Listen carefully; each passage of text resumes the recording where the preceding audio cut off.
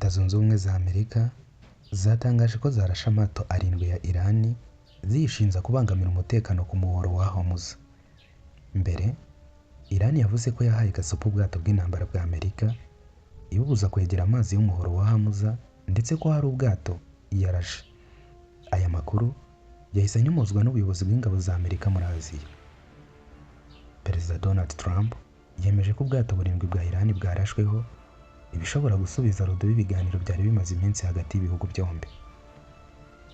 Nyuma y'ibyabaye, Iran yarashe kuri Leta Zunze Ubumwe z'Abarabu, aho yoherejeho ibisasu 19 na drone, ndetse bimwe byabashije kwangiza icyambu cya Fujara kirimo ibikorwa remezo bijyanye n'inganda ziyungurura peteroli. Leta Zunze Ubumwe za Amerika zahaye gasopo Iran kandi ko zitazihanganira ngo irase ku bwato bw'intambara bwa Amerika igihe bwashaka kunyura muri kariya karere. Perezida Trump yavuze ko Iran yarashe kuri UAE ariko ibitero byayo nta kintu kinini byangije. Ubwato bwa Korea y'Epfo bwagaragaye bugurumana bigakekwa ko bwarashweho na Iran. Ibi bikaba byatumye Trump asaba Korea y'Epfo kugira icyo yabikoraho.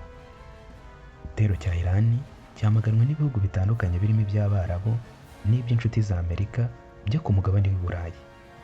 Amerika na Iran byari byumvikanye ku gahenge k'imirwano nyuma y'iminsi isaga 40 Amerika na Israel bitangiye intambara kuri icyo gihugu.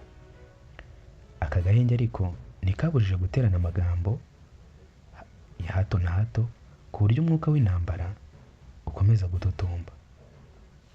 Mu masaha yo ku mugoroba wo kuwa mbere, ibiro by'umukuru w'igihugu muri Amerika byashyizwe mu kato by'igihe gito nyuma y'uko umuntu witwaje intwaro arasuye hafi yabyo. Urwego rw'umutekano rurinda perezida wa Amerika rwemeje ko hari umuntu warashwe n'abashinzwe umutekano ku muhanda uri hafi y'ibiro by'umukuru w'igihugu. US Secret Service yatangaje ko kurasa uriya muntu byatewe no gushyamirana n'abashinzwe umutekano. Iki gikorwa cyabaye ahagana saa 9:30 ku isaha y'i Washington. Matt Wasserkin, umuyobozi wungirije w'urwego rwa US Secret Service, yavuze ko umwe mu bashinzwe umutekano yabonye umuntu ufite intwaro atangira kumukurikirana. Uyu mugabo ngo igihe abashinzwe umutekano bamugeragaho yatangiye kwiruka ariko anabarasaho. Abashinzwe umutekano ngo nibwo bamurashe arakomereka, gusa ntihabuze inshuro yarasweho n'abashinzwe umutekano. Baramurashe n'abamurashe uko bangana. Victor McLeod, umuvugizi w'urwego rushinzwe kurwanya inkongi muri Washington DC, yavuze ko inzego z'ubutabazi zajyanye kwa muganga umugabo wakomeretse ndetse n'undi muntu bigaragara ko ataragira imyaka y'ubukure. Iyo utaragira imyaka y'ubukure yakomeretse ubwo amasasu yanyuranagamo, bigakekwa ko yarashwe n'uriya wari witwaje intwaro. Imodoka za Vice Perezida wa Amerika zari zimaze kunyura muri uriya muhanda, nawe yari azirimo mbere y'uko kuriya kurasana kubaho. Kugeza ubu ntihamenyekanye icyo uriya muntu yari agambiriye. Iperereza ryatangiye. Nta gihe kinini gishize umugabo witwa Corey Thomas arashe ku bari bitabiriye umuhango wo gusangira na Perezida Donald Trump, aho yavuze ko amuziza kuba ari umuntu usambanya abana. Uyu Corey Thomas yaje gufatwa ari muzima ndetse ubu ari gukurikiranwa mu rukiko. Igisirikare cya Leta Zunze Ubumwe za Amerika ishami ryacyo rikorera muri Afurika y'Epfo, AFRICOM, byatangaje ko abasirikare bacyo babiri baburiwe irengero ubwo bari bari muri Maroc. Mu itangazo iki gisirikare cyasohoye cyavuze ko abo basirikare baburiwe irengero kuwa gatandatu tariki 2 Gicurasi 2026 ubwo bari bari mu myitozo ihuriwe n'igisirikare yiswe African Lion 2026 yaberaga mu nkengero z'umujyi wa Tanitani. Abayobozi mu gisirikare cya Amerika bavuze ko batahamya ko abasirikare bashimuswe cyangwa ngo bishwe, ahubwo igishoboka ari uko barohamye mu nyanja, yuko bari bari kumwe n'abandi mu myitozo ihuriza hamwe ingabo zirenga 5,000, ariko bo ntibagaruke mu kigo aho bari bacumbitse. Donald Trump, perezida wa Leta Zunze Ubumwe za Amerika, yatangaje ko guhera kuri uyu wa mbere igihugu cye kigiye kubohora amato yaheze mu muhoro wa Hormuz binyuze mu gikorwa cya gisirikare yise Project Freedom. Ubutegetsi n'igisirikare bya Iran kuva muri Gashyantare byafunze inzira y'umuhoro wa Hormuz ku buryo byemerera amato ya bamwe kuyinyuramo abandi kikabangira. Iyo nzira ya Hormuz yafunzwe na Iran ifatwa nk'inkingi ya mwamba ku bijyanye n'ibikomoka kuri peteroli ku isi.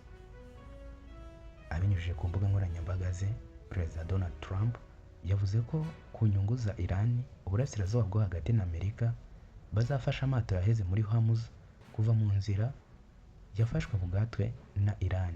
Yagize ati kugira ngo ashobore gukomeza mu bwisanzure kandi mu buryo ashoboye imirimo yayo. Trump yavuze ko Amerika yateguye operasiyo ya gisirikare yise Project Freedom kandi ko uzahirahira kuyitambika azahashywa n'imbaraga zidasanzwe. Gusa yanavuze ko abahagarariye Amerika barimo kugirana ibiganiro byiza na Iran kandi ko bishobora kugera ku kintu cyiza ku mpande zombi. Leta Zunze Ubumwe za Amerika n'Ubudage ntibirimo kuvuga rumwe ku magambo y'umuyobozi w'Ubudage Friedrich Merz yatangaje avuga ko Amerika yasebeye muri Iran. Minisiteri y'Ingabo za Amerika US Defense Department yagaragaje ko ifite gahunda yo kuvana ingabo 5,000 zari mu Budage nyuma y'uko umuyobozi w'icyo gihugu avuze amagambo bigaragaza cyane Perezida Donald Trump. Perezida Trump yafashe icyemezo cyo gukura bariya basirikare mu Budage bitewe n'uko Merz yavuze ko abahagarariye Iran mu mishyikirano bakomeje gusebya Amerika. Kugeza ubu Leta Zunze Ubumwe za Amerika zifite abasirikare 36,000 mu Budage bari mu bigo bya gisirikare ahantu hatandukanye. Minisitiri w'Ingabo w'Ubudage Boris yabwiye itangazamakuru ko kuba ingabo za Amerika ziri mu bihugu by'Uburayi by'umwihariko mu Budage ari ku nyungu z'ibihugu byombi. Yavuze ko icyemezo cya Amerika cyo kugabanya izo ngabo kitatunguranye. Yavuze ko icyo cyemezo cyo kuba Amerika yagabanya ingabo ifite mu Budage byagaragariraga buri wese. Perezida Trump yanagaragaje ko ashobora gukura ingabo mu bindi bihugu nk'Ubutaliyani ndetse na Espagne.